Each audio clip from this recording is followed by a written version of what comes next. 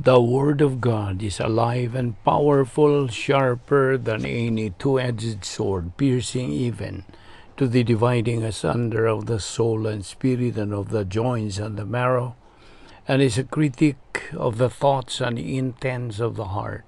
All Scripture is God-breathed and is profitable for doctrine, for reproof, for correction, for instruction in righteousness, that the man of God might be mature, thoroughly furnished unto all good works.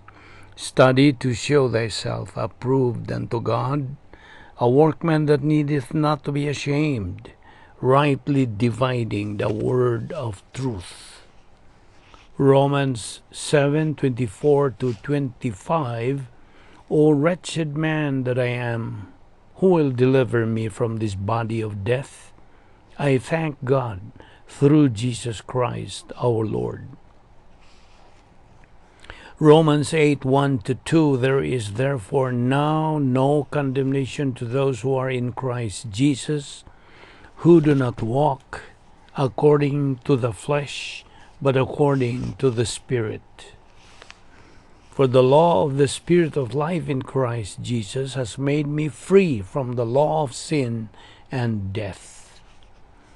Galatians 1:3-4. Grace to you and peace from God the Father and our Lord Jesus Christ, who gave himself for our sins, that he might deliver us from this present evil age, according to the will of our God and Father. Psalm 34:7. The angel of the Lord encamps all around those who fear him and delivers them. Romans 6:6-14. Knowing this, that our old man was crucified with him, that the body of sin might be done away with, that we should no longer be slaves of sin, for sin shall not have dominion over you, for you are not under law, but under grace. Sa dili pa kita mga kapadayon, sa pagtuon sa pulong sa Diyos ng adlaw, ato karon nga gamiton ang prinsipyo sa 1 John 1:9. If we confess our sins, God is faithful and just to forgive us our sins and to cleanse us from all unrighteousness. Alang kanimo, higalang wala pa'y kaluwasan.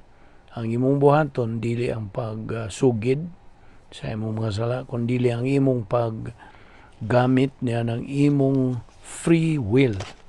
Inatag ka na sa Diyos. Ipagamit ka na sa Diyos nimo aron ikaw makahimos labing menong danong desisyon sa tibok mong kinabuhi. The decision to believe in the Lord Jesus Christ as Lord and Savior. Busa, karon aron sa pag-andam sa itong kaugalingon, magampot ta sa hilom.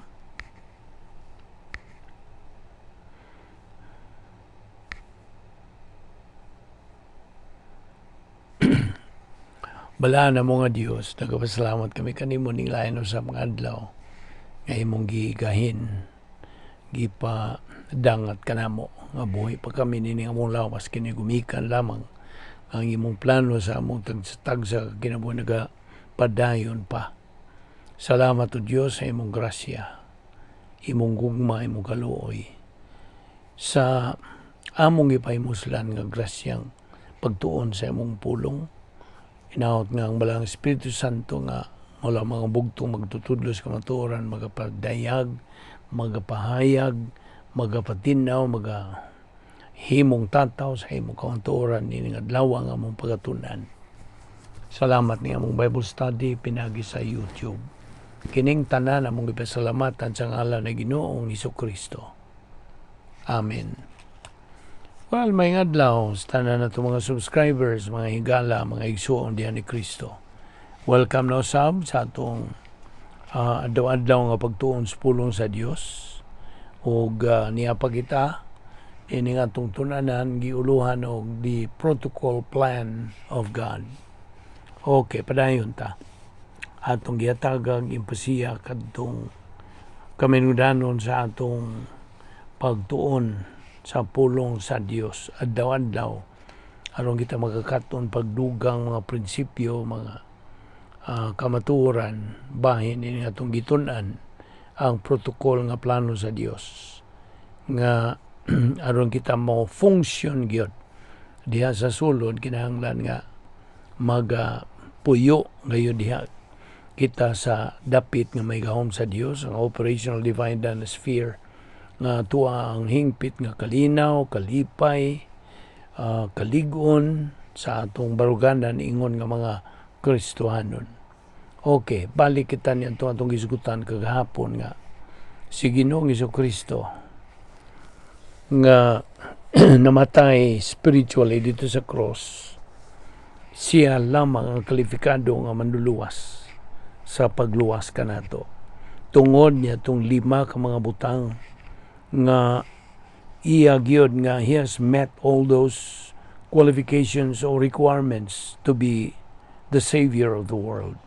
Wala siya salang panulundo ni Adan, wala siya kinaiyang makasasala, wala siya makabuhat og bisag gamayng sala, na nag-iya siya sa hingpit nga pagkamatarong. Siya lamang ang hingpit nga sakop sa kaliwatan sa tao, the only perfect member of the human race. That alone qualified our Lord Jesus Christ as the Savior of the world. So, karon atong ipadayon kining atong giduputan kagahapon may tungod sa operational divine sphere. Kay anaa man diha ang kalipay. Kay kanang maong kalipay iyaman na sa Dios. Ug atong maangkon kining maong kalipay sa diha nga magkabot na kita sa atong tumong ingon nga mga Kristohanon, tumong nato nga maong espirituhanong kay pagkahamtong, spiritual maturity. O ana diha ang happiness, which is a mental attitude.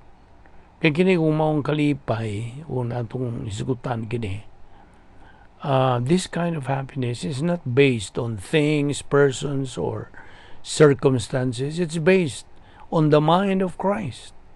1 Corinthians 2:16. So, mora itong basihan. Kung dili ni mo bangkon kining maong matang sa kalipay kung wala kay pulong sa Dios nga maong una ni Kristo. Diba ni katong tulo ka spiritual skills, spiritual self-esteem, spiritual autonomy, ug spiritual maturity. So, ang labing klaro gyud, ang Biblia, ang pulong sa Dios nagamando kanato mga magtotoo sa paggamit sa hunahuna dili sa atong pagbati. Now, of course, wa man ta mo ingon nga ayaw naggamit sa mong pagbati. No, we did not say that. Kay hinatag mo na sa Dios. Apan, ang Biblia naghahatag yun og impasiya nga atong gamiton itong hunahuna. Una pa ang atong pagbati.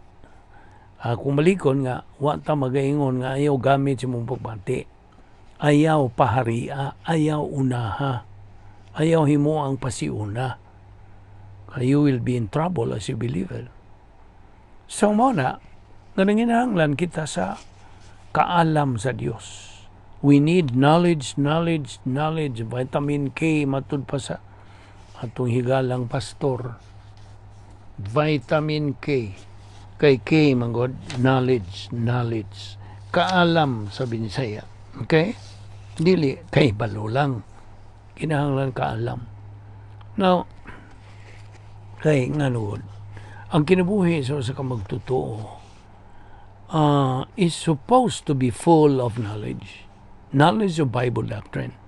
To be able, aron nga kita mahimong doctrinally smart. Sabot ka? Na once nga ma-doctrinally smart ka, dili na ka mahimong, wa na'y makahimo nimong doormat in life. Wala na. Mubarog yung ka sa imong ligon imong pagsalig na sa Dios, pagsalig sa iyang pulong. You see? So, to be doctrinally smart, we are supposed to be full of knowledge. Ang atong Ginoong Kristo may maintain sa iyang kalipay. He maintained his plus H bisan tuod nga nagasinati siya niadtong mga kapaitan niyang giagian samtang siya nagabitay dito sa cross. Ang maong matang sa kalipay nga kanang diha kang Ginoong Kristo came from the perception of Bible doctrine as it is taught. Now, if you are asked, ngano man mo tambong ka man og Bible study? Ngano man? Why do you attend Bible study like this? Nga tungin mo. Tubag nga husto? It is my happiness. Mga akong kalipay. Yes. I hope mo na imong ikatubag. Karon nga nagpaminaw kanini nga tong pagtuon bahin ini. I hope mo na imong itubag nga imong kalipay nga mo attender o mo tambong o Bible study. Kay kining maong kalipay nga atong gisgutan does not change, dili mo usab due to circumstances, to persons or things. Kay it is what is inside of you. Unsay na sa sulod nimo. Kining maong matang sa kalipay ato sa ning hisgutan is what we mean in the divine viewpoint. Christ said, "This happiness that I have may be yours." Plus H. Ug ato kining maangkon, ato kining makabot, kining maong matang sa kalipay, pinagi sa atong pagtuon sa pulong sa Dios. Sabta gina. Kining maong kalipay does not come from any collective action, and that kind of happiness may be full, tibuok, hingpit. It can be attained gradually. Dili ni ma-attain nimo overnight, dili. Kini can be attained gradually, pinagi sa imong persistent, consistent, regular intake of Bible doctrine. In other words, kini maugmad lamang by stages. Sabot, kini maong matang sa kalipay, dili ni kasagaran. This is unique. So, sa imong pagsibog nga tusunahan, pag-abante sa imong Kristohanong kinabuhi, pinagis doktrina, imong makabot ang gitawag og pleroma stage, possessing this kind of happiness. Sabta gina. So mao nga Diabetes Proverbio 3:13, blessed is the man who finds wisdom and gains understanding. Now, kini atong gitutukan, happiness, usa lang na sa mga benefits diya sa sulod sa operational divine dynasty, gawas pa na diha ang faithless life na imuusab nga masinati. Now, sa pagpadayon ini, tingali kining si manaha mas normal lang kanimo, no? Og you have faced tingali mga irritations, frustrations, disappointments, tingali gani mga heartbreaks and disasters. Now, o tingali murag na depressed ka or emotionally upset o managingon sa in English, so probably you have hit the panic button over some situation. Now, ubos nining maong mga kaimtang, doon na kay duha ka kapilian. Unsa man nga magduda ba ka, magduduha ka sa pulong sa Dios and be totally miserable, or mutuo ka, musalig ka sa pulong sa Dios and enter kasod kanining maong kalinaw, kanang di lang kay kalinaw pagpahulay nga matang sa pagkinabuhi, faithless life. So kanigong mga tawhanon nga mga solusyon, they are uncertain at best. psychological sublimation and compensation. Magahatag lamang ka na nimog temporaryong mga tubag. Apan sa laing bahin ang Dios nagkanayon magtotoo. Salig ug sandig nga ni kanako. Saligi ko. I have given you my word. Ang mga saad, ang mga doktrina diha sa Biblia, unas tanan, I want you to know them. Na imong ilhon, sabton, katunan, kini sila. And then I want you to believe them.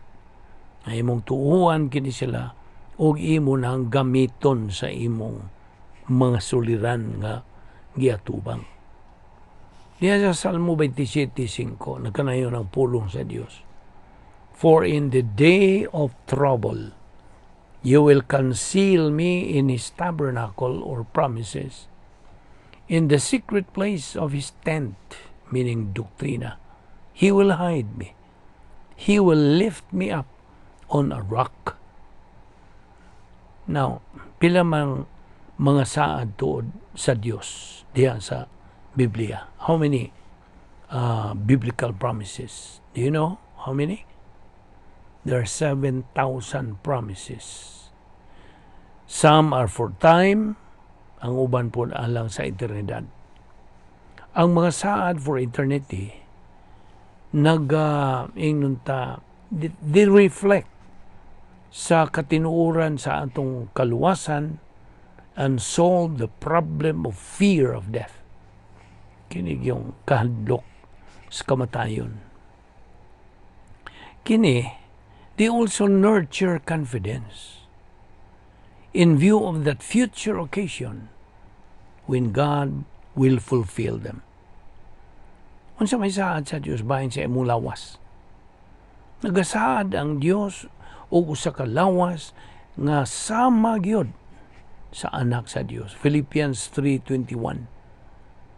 Ang Dios nagasaad nga wa nay kanang kaguol, wala nay luha, wala nay kasakit, wala nay kamatayon, kaya ang daang mga butang nangagi na. Naman as pinadayag 21:4.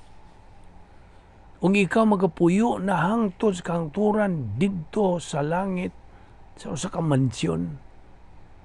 Juan 14:2 ngadto 3 og ikaw magaantubang naong sa Dios. You will be face to face with the Lord. 2 Corintios 5:8. So, karon ang imong kaugmaon na sulbad naman gyud, you can now focus sa mga saad nga gidisenyo alang niining atong mga suliran dinhi sa kalibutan. Kining mao mga saad, imo are yours to claim sa panahon nga naay katalagman, karon ugma og sa sunod nga mga adlaw. Now, tingali, gaunahuna ka. I never really have problems I cannot handle. Everything is going pretty well. Well, pasalamati ang Diyos tungod niya na. Kaya nagahatag ra ba ang Diyos kanimong panahon sa kauswagan in which to prepare for periods of adversity. And if you live long enough, you are certain to face some disastrous situation. Sabtag na. Yet, bisan pa sa mga pag-antos o sa mga pagpiit, posible pa gani, it is possible nga ikaw makapanag-iya sa sama gihapon nga kalinaw o kalipay as in prosperity. Mao ka na stability. Mao ni kaligunan sa imong pagbarog. So, magkamata ka sa excuse me. You can wake up in the morning kung ikaw magaingon, amahan, imo kining adlaw. Nagaginawa pa ko, buhi pa ko, unsa may imong ipabuhat kanako karong adlaw. Salamat Dios, salamat amahan, niining panahon sa kalisod. I know it is your will for me at this time. Kaya ang Diyos nagatugot og pagantos aron sa pagsulay sa atong pagtuo ug sa pagdisiplina kanimo o sa pagtudlo kanimo as nothing else can sa kaminungdanon sa imong pagkat-on sa pulong sa Dios. Dias 1 Thessalonians 5:18, in everything give thanks, for this is God's will for you in Christ Jesus. Salmo 119:71, it is good for me that I was afflicted, that I may learn thy statutes. Diya usab sa Salmo 119:75, I know, O Lord, that thy judgments are righteous, and that in faithfulness thou hast afflicted me. Now, alang kanimo nga nagtubo nga magtotoo. If you are growing believer, ang katalagman hagit kini aron maugmad nimo ang imong kaalam sa doktrina, so that you will become spiritually mature o able to consistently rely pagsalig ngadto kaniya. Ang tanan nga kasayuran needed to pass the test ana diha sa pulong sa Dios, diha sa balang kasulatan. Sabta kana, tuni kana. Then by faith, simply claim the truths you have learned. Sabta, tuuhi kana. Tuuhi ang mga saad sa Dios. Kay pinagi nini, imong mapalig-on the very power of God. Hebrews 4:11-14. Diya sa 2 Peter 1:4, nagkanayon kining pulong sa Dios, He has granted to us His precious and magnificent promises, in order that by them you might become partakers of the divine nature. Kini, it's manifesting the virtues of Christ, pinagi sa espirituhanong pagkahamtong. So, ayaw sipyat niya. Don't miss it. So, therefore, let us fear lest, while a promise remains of entering His rest, any one of you should seem to have come short of it. For indeed, we have had good news preached to us, just as they also, kining Exodus generation ng pasabot niya. But the word they heard did not profit them, because it was not united by faith in those who heard. For we who have believed, the faith rest technique, enter that rest. Na. Kita ko mga magtotoo. Paminaw. We are generally commanded sa dili pagkahadlok. Nasa Isaiah 41:10. Apa niya usa ka kanang exception. You know what is the exception? The believer should be afraid of failing sa pagsuod ni ining maong matang sa kinabuhi nga may pagtuo nga nagdalang pahulay. The faithless life.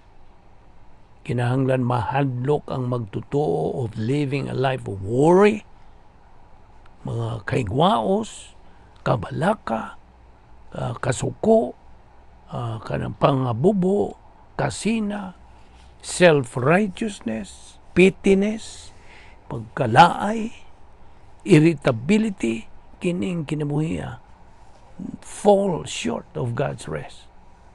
Mahadlok, kinahang mahadlok ang magtutuo, missing the benefit of what God has provided sa iyang pulong.